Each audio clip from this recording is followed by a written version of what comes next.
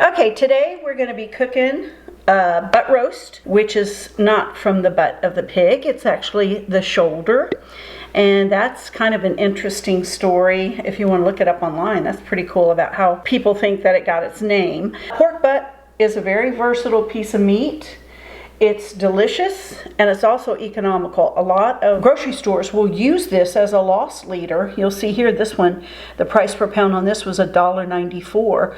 But I've bought a lot of these for 99 cents a pound because the grocery store uses these to entice people to come in and do their shopping there. So if you see that, you might want to stock up on them. They freeze beautifully until you're ready to use them. Let's open it up.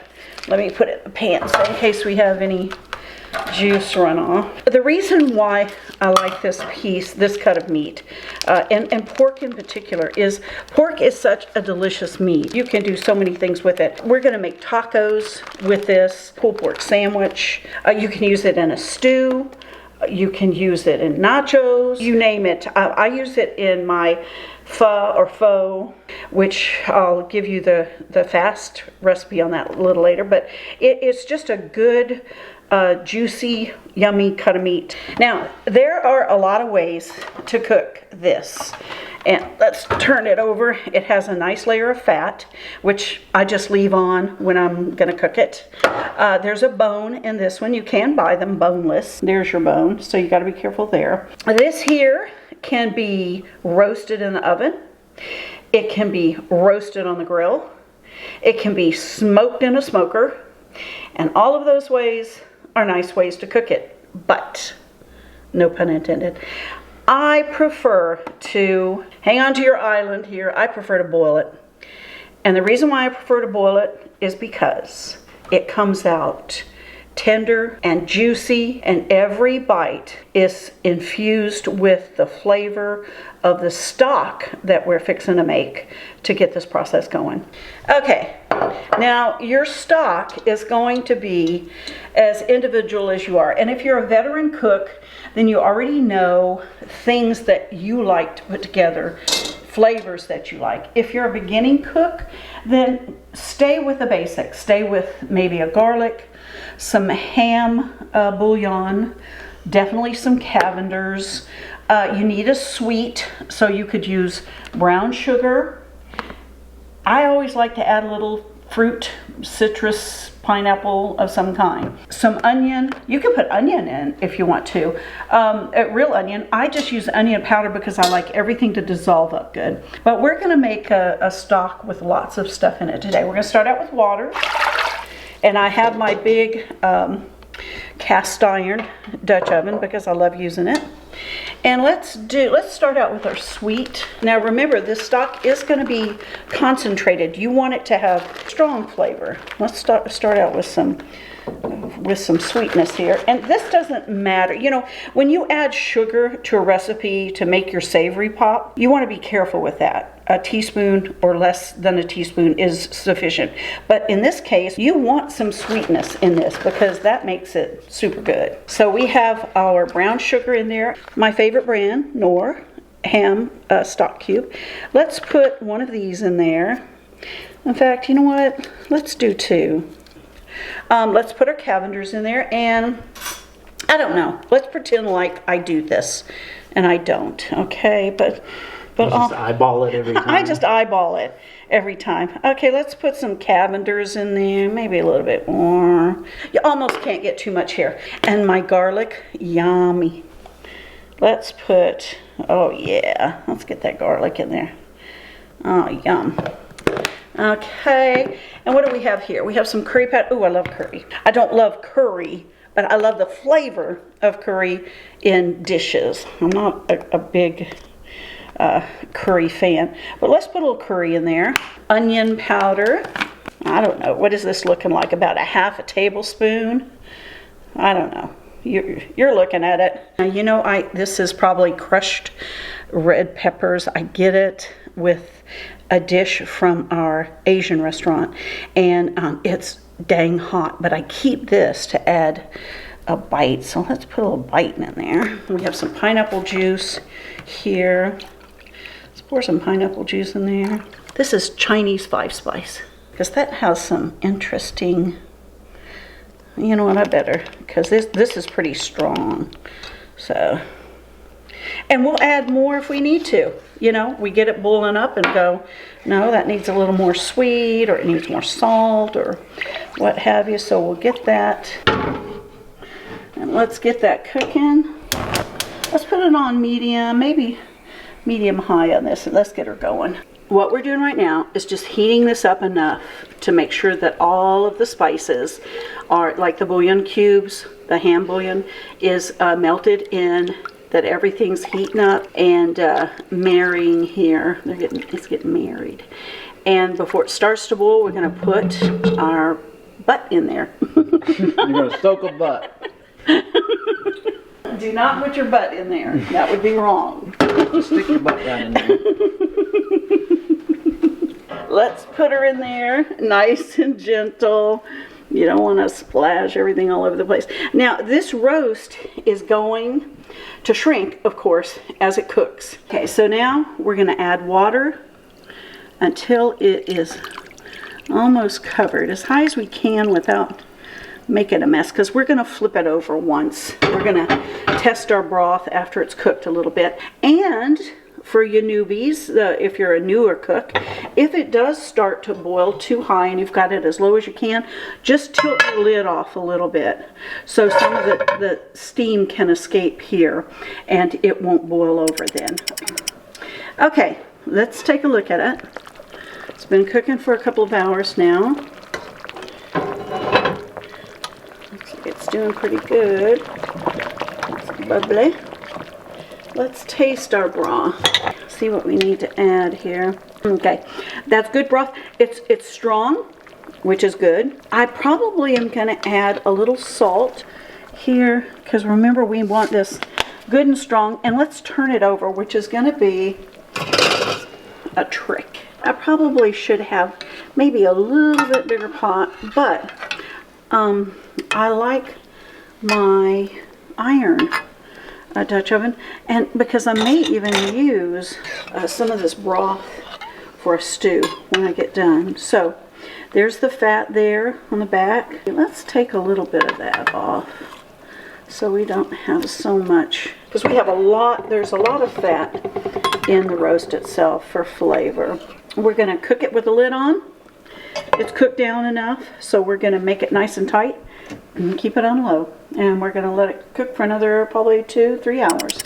Okay, so this finished cooking last night, late, about 8:30. I turned it off and let it set overnight. And you can see the fat that has risen to the top and somewhat congealed. And we're going to take that fat off because there's a lot of it.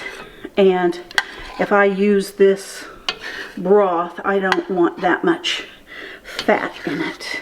Now this happens regardless of the time of year. Now it can happen quicker, of course, in the winter when it's cooler in your house, or you can set it outside too if you want to at night when it's cooler, and it'll really congeal faster. So see, that's just fat. Now if you're in the Depression, you would save fat like that, because they actually buttered their bread with it because they didn't have a lot of food. So what we're going to do is we're going to turn this up again, not to cook it, but just to warm it up and make it easier to pull. While the pork is heating up, what we're going to do is we're going to make a couple of sliders. What I like to do is add a little more flavor to my slider. Butter the buns. This does add so much more flavor, and we're going to toast them in the skillet. Now we're going to take these off. See, we've toasted them in the skillet. Put a little butter on them. We're going to shake a little Cavenders on them. Okay, and this really takes your sandwich, your slider, to the next level. To toast, put a little butter on there, put a little Cavenders on there. Okay, we skim the fat off. We've warmed up the roast again. Now for the fun part, trying to get it out of here, because this sucker is big and it's heavy. You mean to just grab it? There we go. It's not very hot, just warm enough to melt the fat. So let's take it over here and look at that. This is how easy it is to pull apart. You have some fat there, and feel it with your fingers. You can feel the fat. You can scrape the fat off that you don't like. But don't get too crazy with it, because when you're using it, you're heating it back up again. You'll be able to skim it again if you want to. Some of this is going to go into the freezer so I can pop it out and use it for stew or nachos or tacos, which we're going to make today, or pulled pork sandwiches, a pork and gravy. There's a big old hunk of pork with a bit of cartilage on it. So we take the meat off that, just dump that in there, take the meat off the cartilage, and we'll leave that there. Coming up on another big hunk of meat, we'll take that fat off. Is it good? Mm-hmm. And all that flavor from your broth is way down in that meat. Okay, and so you have a bone here. If you're not against feeding that, there's another big hunk of meat. Feeding this to your dog, or letting your dog chomp on one, which I know there are people who don't do that, and then some that do that. The dog will be happy. Let's call this good for now. We're going to feed our possum critter. We love our possums because they eat ticks. And then we have some kitties, some feral kitties out there who need to be fed, and so everybody will enjoy this. So let's make a couple of sliders. So we'll take some of the pork that we just pulled. Let's be generous here. We like a little bit of vinegar tang in our pulled pork. Heat that up. That's a vinegar barbecue sauce that I make at home. I like vinegar barbecue sauce. Okay, bring it over here. Let's see, those are the tops. I'll put this on the bottom proper. Let's pile it up, shall we? Yeah, make it good and yummy. Okay, then let's take a little bit coleslaw, or a lot, and put that coleslaw right on there. Let's add a little bit extra. We'll do some barbecue on that. Just whatever you like. We have a bunch of barbecue sauces, so everybody can pick their own. But that cold, crunchy, slightly sweet with a warm, tender, juicy pork makes a lovely, lovely little sandwich. And there you go. The next thing we're going to do here are some tacos, which basically you're going to use the same ingredients. We're going to put just a little, and you can use as big a tortilla. These are flour tortillas, and you can use bigger ones if you want. But we're going to heat them up in the skillet, in a dry skillet. We're going to puff them up and put a little crisp on them. Okay, let's flip this. See, let it puff up good. I like a little crisp on my tortillas. I do too. Brings out the flavor of the tortilla. There we go. Get a little crispy on it. And just season it, you know, how you like it. Now let's bring it over here. How about we'll just pile this on our tortillas, and we'll pile it on. I'll pile it on like I used to feed you boys. Sounds good. So let's put some coleslaw on there. I guess I can make that prettier. I'm so used to just getting it on the plate for the hungry men. Kind of like throwing it to sharks. Somewhat like that. Like toss it and get out of the way. It was fun feeding y'all because you loved everything. Okay, there we go. Okay, this is the broth that I cooked up roast in, and I really, really like the taste of it. So I'm not going to get rid of this. I am going to use it as a base for a pork stew. So first thing I'm going to do is strain it. That way if there are any little bits of bone, cartilage, or anything, it won't show up. Not too bad. Let's take the broth, put it back in. Now this is going to be supercharged too with good iron that your body needs. And we're going to turn this on And we're going to start adding our vegetables. Okay, the first thing that I usually put in are the carrots because they're the hardest and they take the longest to soften up in the stew. But these kind of got mixed up with my onions, so might be a little bit of onion going in there. Okay, we have had the carrots in now for about 10 minutes. Let's go ahead and dump our potatoes in there. Let them cook. We're going to put our onions in last because onions tend to melt, which is fine in some recipes, but they tend to melt into the broth, and I like to see them, I like to munch into them, so I kind of put them in last. So we're going to put our potatoes in, bring it back up to a boil, and cook it for about another 10 or 15 minutes before we put our onions in. Okay, we've added our potatoes and carrots. Let them cook down. You see the broth? Look at that broth. Yummy. So we've had the potatoes in there for about 15 minutes.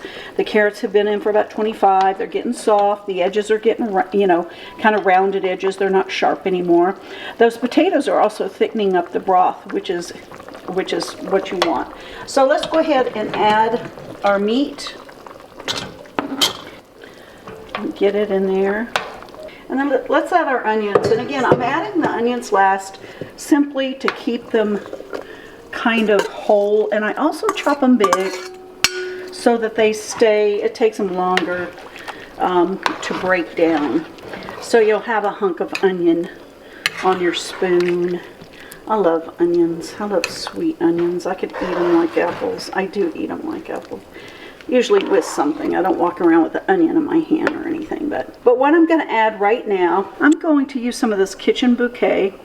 This is something that women used to use all the time because they made their own gravies and they didn't want the gravy to look like that pale brown kind of khaki color. So they added kitchen bouquet to their gravy to brown it up. And it does have some flavoring in it, not too much. And that's the only extra flavoring. Let's see how brown that got it. And then let's add a little bit of, see my pretty bottle? Isn't that lovely? My sweet son got that for me. What a guy. Let's add a little sherry to that. I put cooking sherry. This is cooking sherry. But you can also have drinking sherry, sweet sherry. And like I said, we're going to cook this down for about a half hour more. Stir it every so often. Keep the lid on it. Turn the heat down.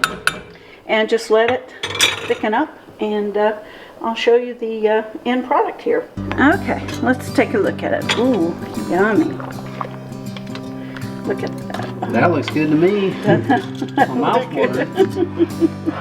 There you go. That is done. Let's turn it off. I'll put some in a bowl. This is what it's supposed to look like. Look at that.